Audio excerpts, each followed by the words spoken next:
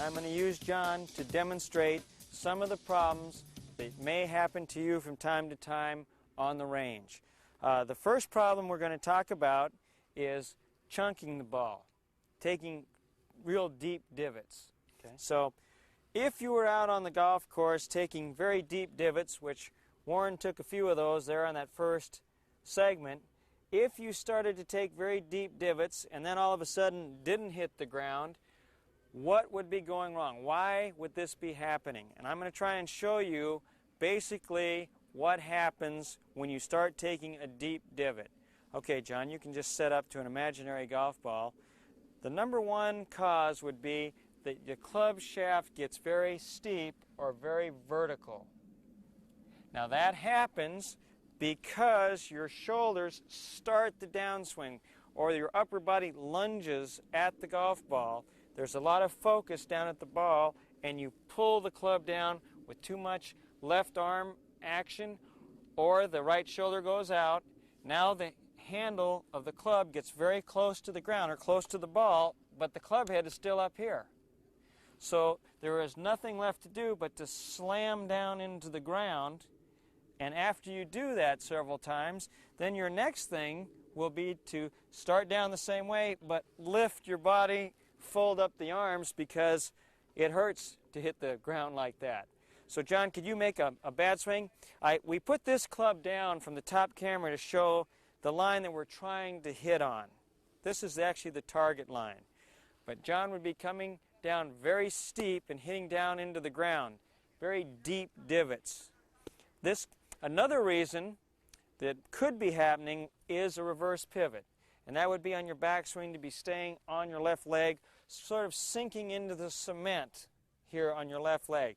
Let's do it again, John. I'll do it without the club. Okay. And it would look this way, falling down at the ground. Now we're lower and over on our left side. There's no place to go except down into the ground or to pull back up away.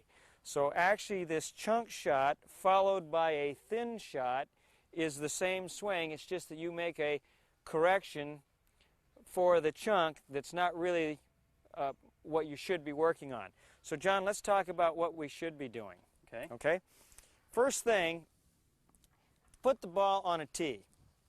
So our main thought here would be to clip the ball off the tee.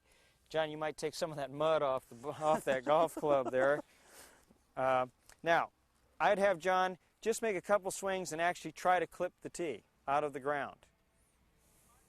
And you do it with a nice easy swing. See if you can do it again and clip it right out of the ground. A little firmer. There we go. And when that tee clips out of the ground like that, I know that the bottom of his arc is right where the tee was. And that's where we want the bottom of the arc to be. Now we put a golf ball on there, and I'd ask John to really relax his left arm and take a much easier golf swing. Take the club back, realize that there is no straight lines in the golf swing, that you are swinging on a circle, and you would relax this left arm a lot. Okay. Take a lot of tension out of there.